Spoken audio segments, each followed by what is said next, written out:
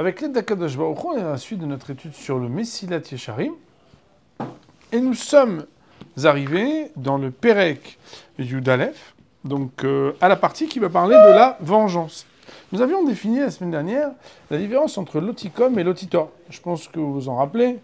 D'ailleurs, j'ai vu que ça fait beaucoup parler et réfléchir, puisque malheureusement, ça nous remet beaucoup en question. Et la différence d'autres semaines, on va s'arrêter 5 minutes plus tôt, comme ça nous permettra d'avoir 5 minutes d'échange pour pouvoir parler, parce que je vois que des fois le Messier de Charim nous demande quand même de réagir, quoi. Voilà. Et donc on va reprendre. Gamasina venetirak shemeol lesheimalet mimeno lev utal asher livnei adam ki adam margish meod belbonotav umitztaer gadol tsar gadol.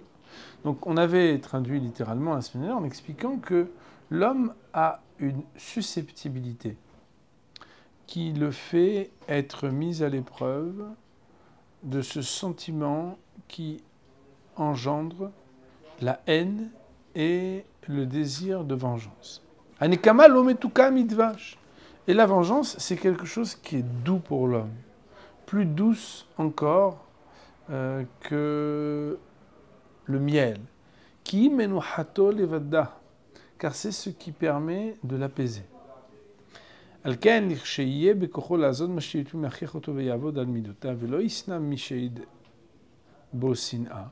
la raison pour laquelle, lorsqu'il aura la force d'abandonner ce qui est pourtant naturel chez lui, et qui d'habitude le contraint, et là, il y a avor al midotav, ça veut dire qu'il se dépasse, il se surpasse.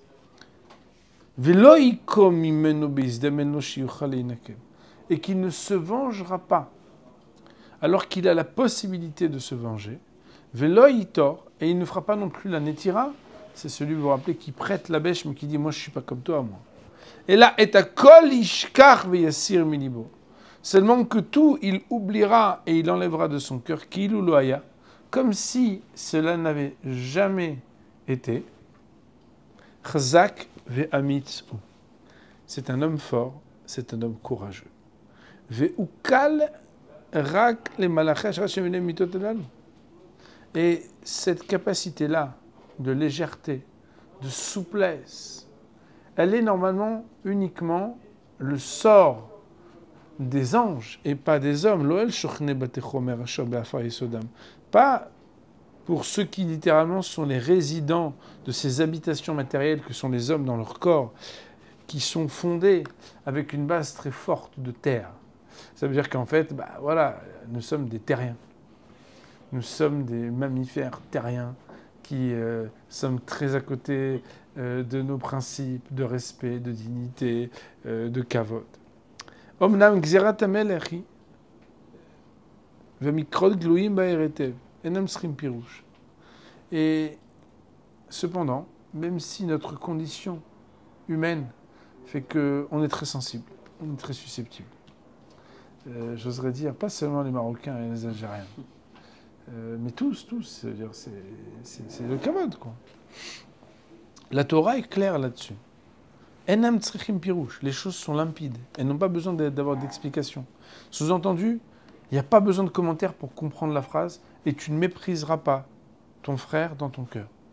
Ou bien, lotikom velotitor de bnei amecha, tu n'auras pas le droit de te venger. Ve'inyan anekima ve'anetira yadua. Et quand on parle du détail de la vengeance et de la netira, bien le détail est connu. Nekima, c'est que quand tu te venges, leimana meitiv, le misherat loratza leitiv lo oshera lokva, c'est de refuser de donner à celui qui t'a pas donné. T'as pas voulu me donner ton gâteau?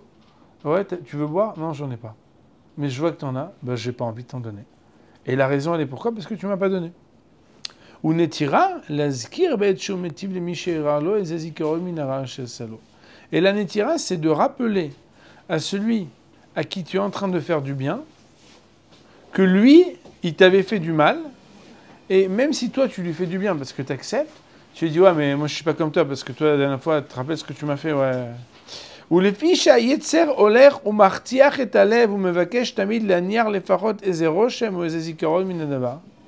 Et du fait que le penchant est en train de te mettre à ébullition, ça veut dire, vous savez, l'ébullition, quand on appuie sur la bouilloire, Par exemple, ce matin, moi j'ai rempli la bouilloire et j'ai laissé bouillir longtemps avant. Je me suis dit, comme ça va mettre quelques minutes parce qu'elle est pleine, après, quand les amis vont arriver, on va rappuyer, ça va être beaucoup plus rapide. Ouais. Bon, maintenant, il y a quand même des bouillards très rapides aujourd'hui. Il y a mais en fait, la bouillarde, c'est quand quelque chose se travaille, jusqu'à qu'il monte à ébullition. Et le Yetzer Hara, en fait, il fait travailler l'homme. Mais Vakesh Tamid l'anière les fachot. Il dit, bah, vas-y, dis-lui au moins un truc, vas-y, fais-lui au moins une allusion. Oh, Eizezikarom Inadavar, vas-y, il faut qu'il le sente, là. Lui, il vient, là, il te le redemande, et toi, tu lui donnes, et quoi, tu vas rien lui dire. Im lo yuchal lashir zikaron gadol, ishtadel lashir zikaron muat. Tu peux dire, bon, je vais quand même lui laisser un petit souvenir. Pas un gros, mais un petit pins, un petit quelque chose, quoi. Ah ouais, c'est comment déjà la dernière fois que tu m'as prêté? Ah non, tu m'as pas prêté. Ah non, ouais, c'est bon. Tu veux quand même lui dire, ouais, et toi, t'as pas de pelle, hein, c'est ça, ouais, non, c'est bon, ouais. C'est-à-dire, tu veux quand même faire quelque chose pour marquer le coup, comme on dit. Yomar derech machal Adam, par exemple, il dira à l'homme, im tirtse liten leish hazeh, et tasher lo ratza ou la tête lecha kshenitztarachta, lefachot lo titenu beseor panim yafot. Quand tu dis, ouais, quand tu veux pas, la prochaine fois, bah, tu lui prêtes en faisant la tête, mais tu lui refuses pas. O imenecha rotse lehara o lefachot lo letivlo tovak dola otse gadol. O im tirtse gam nese arbe lefachot lo taasu befanav. Et quand tu veux pas me le prêter, bah au moins ne me réponds pas au téléphone. Comme ça, t'as pas besoin de me dire non. Moi j'appelle ça la blatologie. Tu fais blata quoi. Ouais, je te rappelle, Bneder. Tu dis, oh, mais t'as pas mon numéro. Il dit, ouais, c'est pour ça que je te rappelle. Alors là, c'est-à-dire, tu fais un truc, oh, l'otachuli traberimo liot lo rien. Il machal talo. Chez l'oterae lo leoyev daibeze. Je dis, bon, peut-être qu'en fait, tu vas juste ignorer la personne. Vim gam li traberimo tirtse. Achlo tire lo kolkach chibak de la veke barishona. Vechem kayotse beze mimine acharitzut shebayetsia. Et en fait, l'homme, des fois, en fait, il essaye de se dire que. Alors, je crois que j'ai mal traduit, en fait. Si vous lui prêtez, je ne sais pas si vous connaissez des gens qui veulent marquer le coup, que comme ils t'en veulent, alors il y a une personne à qui ils disent bonjour très chaleureusement, et après, quand ils te voient à toi, ils disent bonjour sans sourire. Alors le gars a 5 personnes, il a fait un sourire à 4 personnes, et à la 5e, il ne fait pas de sourire. Non, c'est grossier. Mais en même temps, tu peux dire, le gars, il ne s'est pas vengé. Oui, il ne s'est pas vengé, mais il a marqué le coup. Alors il dit, le Rav, des fois, en fait, on veut quand même montrer une marque. Parce que tu dis, ça, je ne suis pas non plus une pierre inerte. Je suis un être humain. J'ai des sensations, j'ai des sentiments, j'ai une susceptibilité, j'ai une sensibilité. Je ne peux pas faire comme si rien n'était. Alors il dit, le Rav, donc tous les cas d'avant que je vous ai dit, c'est pas par rapport à l'autre qui on suggère de faire les choses autrement, mais c'est en fait de signifier d'une manière ou d'une autre qu'il y a des choses qu'on ne kiffe pas. Veim gam li traber imo, et des fois même tu veux être ami avec lui. Ach l'otera lo kol kach chibak de la kevarishona. Tu lui fais pas un sourire comme d'habitude. Baruch haba. Alors il dit le Rav, Vechen quelqu'un de basé mimine charitzut sheba yetzer. Le Yetzer Hara, il a beaucoup d'outils pour essayer de te dire, vas-y, mais il faut quand même qu'il le ressente. Alors il faut savoir que, je le dis parce que c'est un peu rigolo, mais des fois, c'est l'épouse qui fait le Yetzer, en disant, mais tu vas pas rien dire quand même. Quoi, tu vas pas te laisser faire quand même. Il faut lui dire, il faut faire, etc. Et toi, tu dis, ça va, ça peut arriver. Alors qu'elle dit, non, je suis pas d'accord. Il faut que tu lui dises. Ouais, je parle pas de mon épouse, c'est-à-dire, je reçois des gens tous les jours. Ça veut dire, c'est quelque chose d'une attitude naturelle, n'est-ce pas? Et d'ailleurs, c'est vrai avec les épouses, c'est vrai avec les élèves, des fois. C'est vrai, je me rappelle une fois, mon épouse était malade, et puis j'étais dans un mariage, et j'ai pu rentrer dans une salle où il n'y avait que des rabbins, grands rabbins. Et il y avait Rabbi Yosef Zatzal. Et moi, je lui ai demandé des brachot à plusieurs rabbins, et à un moment, je me suis rapproché. J'avais une tête, je ne vais pas dire une tête de tzaddik, ça se fait pas, mais j'étais vraiment un petit avraire mignon, quoi. Ça veut dire vraiment inoffensif, quoi. Je me suis pris un coup de coude, je me suis fait pousser par un garde du corps. Et j'avais un élève de Neuilly qui fait de la boxe. Bon, le gars, très sérieux, quoi. Ambiance, costume sur mesure, au fur et à mesure de la croissance des biceps et tout, donc tous les 3 mois. Et le gars, il est venu, il a failli se bagarrer avec le garde du corps. Et je dis, non, mais c'est bon. Je dis, à l'oral et tout, j'arrête. Il me dit, maman, qu'est-ce que tu... Et en plus, il parlait pas hébreu, donc il disait... Donc, en réalité, le Yetzer Hara, il peut être toi-même, il peut être aussi des mauvais conseillers. Qui disent, ça doit pas passer. ça doit pas passer. Il faut qu'il le sente. Mais non, l'important, c'est pas de lui faire du mal ou qu'il le sente. L'important, c'est d'essayer de faire en sorte que la personne y ait le shalom dans l'âme Israël. D'ailleurs, je veux dire, Rabotai, la tristesse qu'on a, c'est que parfois, on se rend pas compte que ce qu'on veut reprocher aux autres sur l'instant T1, c'est des choses qu'eux, ils pourraient nous reprocher à l'instant T2. Et que le plus important, c'est d'être capable de parler des actes et de votre ressenti, mais pas de la personne. Et d'ailleurs, il faut savoir, c'est un outil extraordinaire de communication. Je vous le propose, je vous le suggère, c'est pas vraiment de la Torah. C'est que dans la vie, tu peux dire « je voudrais te faire part de mon ressenti ». Et c'est pas « tu es ceci, tu es cela, tu as volé, tu as menti ». Je voulais te parler de moi. Je voulais te parler de mon ressenti. Voilà ce que j'ai ressenti, je voudrais que tu le saches. Et il faut savoir que c'est extrêmement important parce que quand tu ne juges pas la personne, tu ne juges peut-être même pas l'acte. Tu dis voilà ce qui m'est arrivé à l'intérieur de mon émotionnel. Si la personne dit arrête, t'es trop susceptible toi. Peut-être, mais c'est ce que j'ai ressenti. Et c'est une manière d'ouvrir un dialogue qui est un petit peu différent. En tout cas, nous dit le Rav, Alken ba Torah v'chalela klal shakol nichlal bo. Parce qu'il existe en l'homme ce penchant et cette difficulté, eh ben la Torah, elle est claire. Hein. Elle nous dit, il y a un principe qui s'appelle Ve'avta l'erecha kamocha. Kamocha bli shum efresh, comme toi vraiment, bli chilukim, sans différence, bli tarbulot umzimot, sans commencer à faire des stratégies et des raisonnements, Kamocha mamash, comme toi véritablement. Alors il faut savoir, mon Rav Rabotai, que ce sujet de comme toi vraiment, c'est un sujet qui est discuté. Pourquoi ? Parce qu'en réalité, le Ramban et Rashi discutent, à savoir, quand il est marqué Ve'avta l'erecha kamocha, aime ton prochain comme toi-même, est-ce que c'est comme toi-même mamash, ou est-ce que c'est un tout petit peu moins que toi-même ? D'après vous, c'est quoi l'enjeu de dire comme toi vraiment, ou un tout petit peu moins que toi-même ?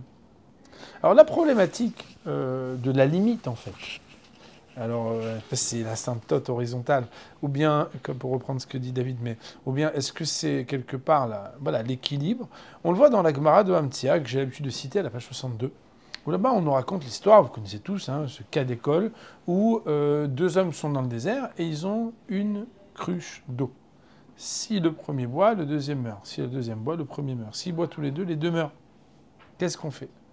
Alors là, la elle est que He achicha imar. La vie de ton frère est avec toi, tel que la Torah le dit. Avec toi, ça veut dire pas avant toi. Ça veut dire que les refrains des grands-mères qui disent mon fils, si jamais un jour, c'est moi qui prendront. Parce que moi, j'ai déjà vécu. C'est pas juif. Parce qu'en réalité, ta vie passe avant la vie des autres.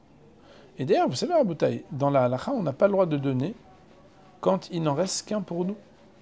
On doit d'abord se donner à soi et seulement après partager avec l'autre. Et il faut savoir, mon Rav Rabotai, que la relation qu'on doit avoir à l'autre, c'est une relation où l'autre est le second. Il ne peut jamais être le premier.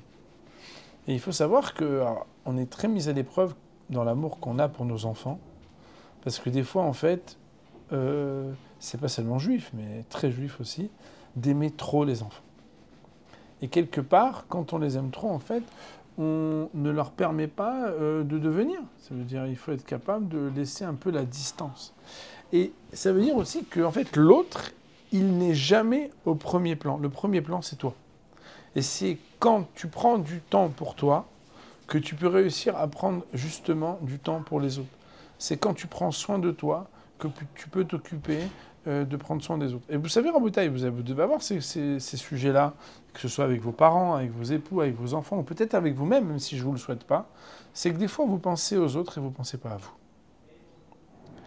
Et en réalité, il faut savoir, Rabotai, qu'on s'en veut à long terme d'avoir pensé aux autres et de ne pas avoir pensé à soi.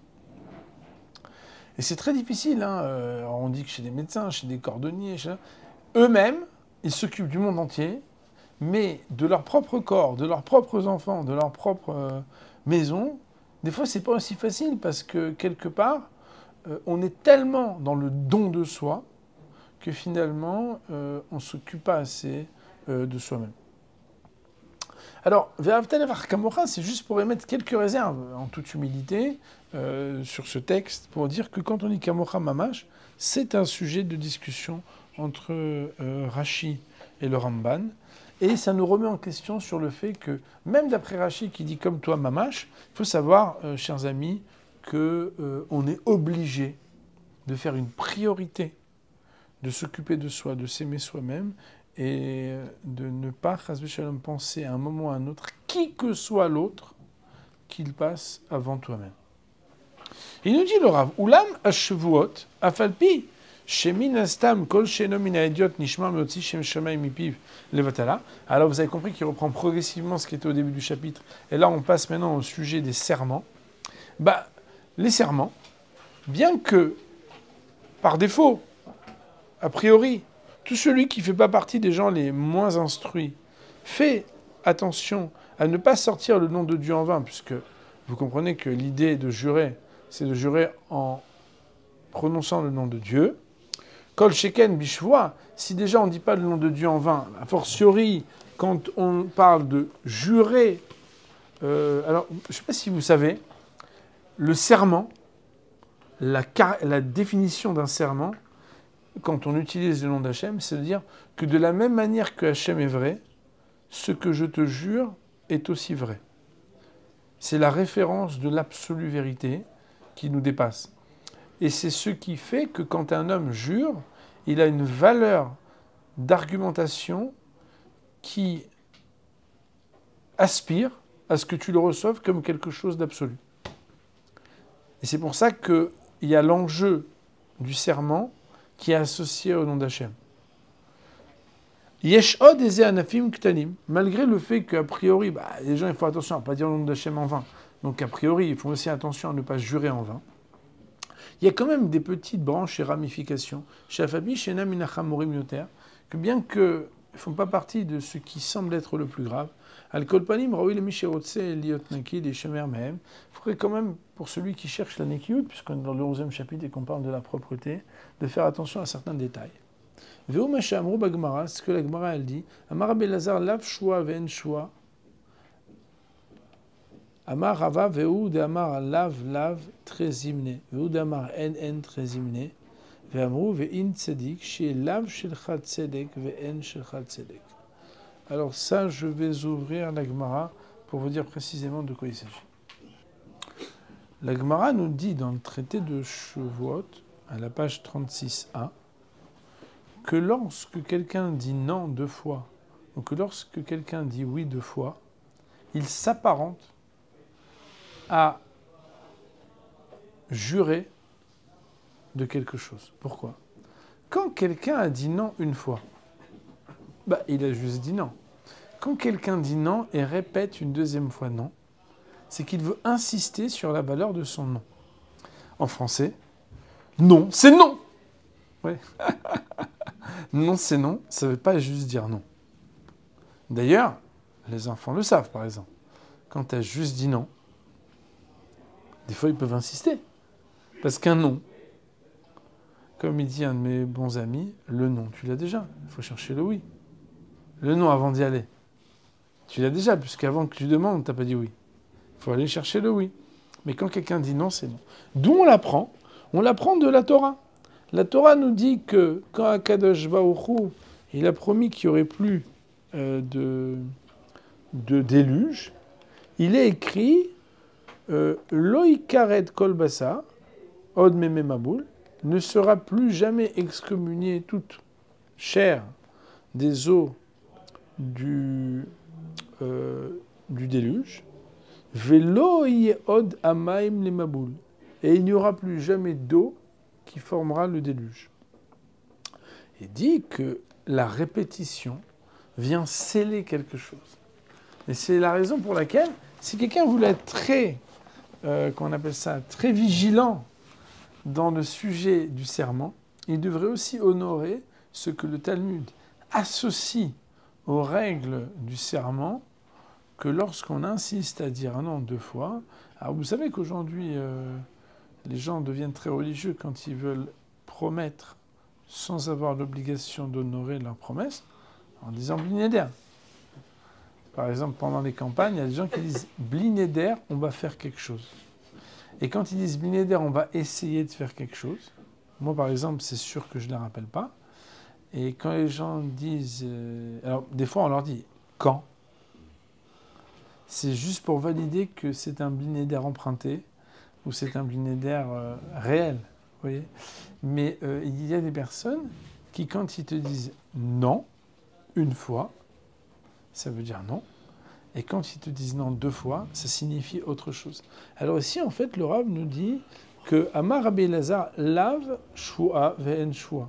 Le non, N-O-N, peut être un serment. Et le oui peut être un serment. La Gemara a dit Amar Rava, Rava de dire, attention, c'est pas dans n'importe quel cas. Ve'ud Amar lave très hymné. C'est quand il dit non 2 fois. Ve'ud Amar en très hymné. Et d'ailleurs, alors notre ami Simon, il n'est pas en ligne aujourd'hui, mais son père, il vient dire en yiddish qu'un homme, une parole. Alors, je ne sais pas le dire, moi, mais c'est que quand j'ai dit quelque chose, c'est sûr que c'est fait. Mais aussi, ça veut dire à Botaï que quand quelqu'un il va faire ce qu'il a dit, quoi qu'il, c'est que finalement la teneur et la valeur de ce qu'il a dit quand il a dit « je vais le faire », c'est une valeur où, quelque part, même s'il n'a pas juré, il s'est engagé comme s'il avait juré. Et en fait, ici, un homme, il doit être engagé à pouvoir dire oui quand c'est oui et non quand c'est non, mais à être vigilant de ne pas insister sur ce qu'il a dit quand il a dit oui ou ce qu'il a dit quand il a dit non. Je me rappelle qu'il y a un rab, une fois, qui m'avait appris qu'il faut faire attention quand on parle, parce que quand on a dit quelque chose, le crédit de ce qu'on a dit doit se vérifier à long terme. C'est la raison pour laquelle on doit parler que de ce qu'on sait et jamais de ce qu'on ne sait pas. Mais c'est surtout que, comme les imbéciles, il n'y a que, dont on dit en français, qui ne changent pas d'avis, les sujets sur lesquels tu n'as pas d'opinion, ou bien tu penses que tu pourrais être susceptible de changer d'opinion, c'est mieux de ne pas en parler ou de ne pas t'avancer. Veine, dvar sheker, gam ou cholira. Alors maintenant, on va passer au sujet du mensonge. Le mensonge, c'est une maladie du mal. C'est une mauvaise maladie. Nitpachet meod bibnei adam. C'est quelque chose qui est très répandu chez les hommes de parler dans la nature humaine du mensonge. Ou là, madrigot, yeshbo. C'est vrai qu'il y a plusieurs niveaux. Il y a des strates, il y a des échelons.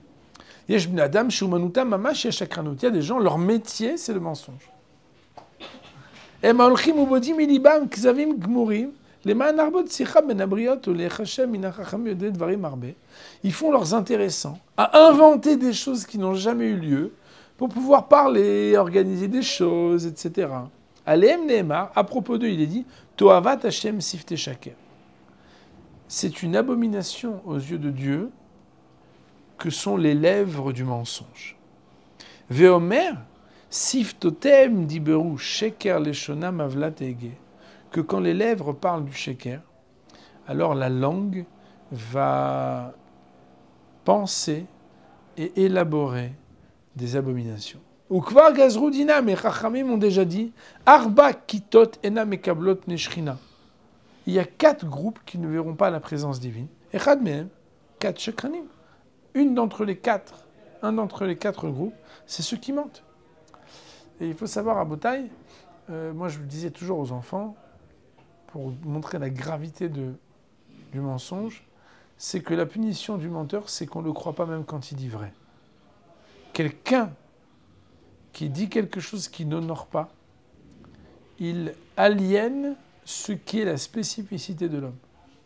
C'est la raison pour laquelle c'est une gravité très grande que Chas v'Shalom de mentir. Il y en a d'autres qui sont d'un autre niveau. Ils ne sont pas exactement la même chose, mais quand même. Ils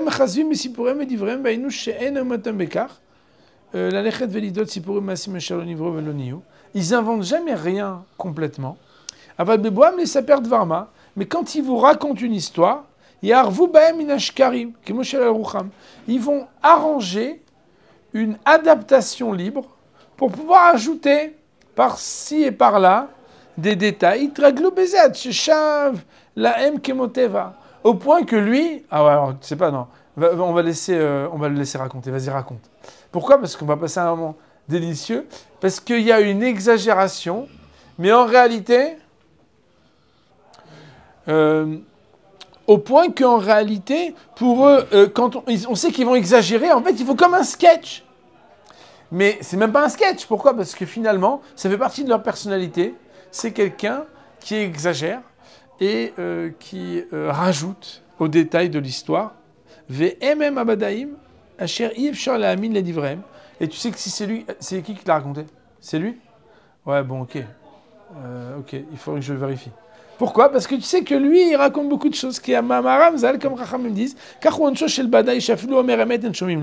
bon, alors voilà, finalement, j'ai rien dit, hein, c'est la Gemara qui le dit. C'est que quand quelqu'un il l'invente, sa punition, c'est que on ne le croit pas même quand il dit de la vérité. Parce qu'on sait que de toute façon, lui, comme il peut jamais s'empêcher de raconter aussi des bobards, même quand il parle soi-disant sérieusement. Ah, il faut que je te raconte un truc. Attends, c'est très sérieux. Je vais te dire exactement ce qui s'est passé. Et tu sais que de toute façon, il y a plus de mayonnaise que de viande dans l'assiette.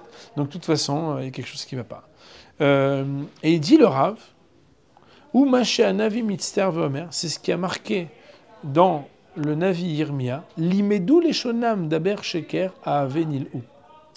Ils se sont habitués, ils ont enseigné à leur langue de parler des paroles de Sheker, et il y a marqué ici Avenilou, ça veut dire ils se sont efforcés à devenir des personnes qui voulaient absolument dévier. C'est-à-dire qu'en réalité, ça s'appelle en français des menteurs professionnels. Il faut savoir à Botaï que mon Rav avait l'habitude de dire que quand le Sheker dit qu'il est Sheker, il est encore plus Emet que quand le Emet dit qu'il est Emet. Ça veut dire que quand le Emet, la vérité vous dit qu'elle est vérité, elle dit qu'elle est vérité. Mais quand le mensonge, qui normalement, il est mensonge parce qu'il vous dit qu'il est vrai. Parce que si il disait qu'il est mensonge, il est déjà plus mensonge.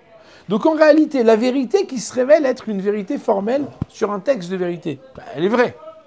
Mais lorsque quelque chose était bizarre, original, déviant, et que vous découvrez malgré tout la vérité, cette vérité est beaucoup plus forte quand c'est entre deux phrases de mensonge que lorsque vous découvrez la vérité sur quelque chose qui est uniquement vrai.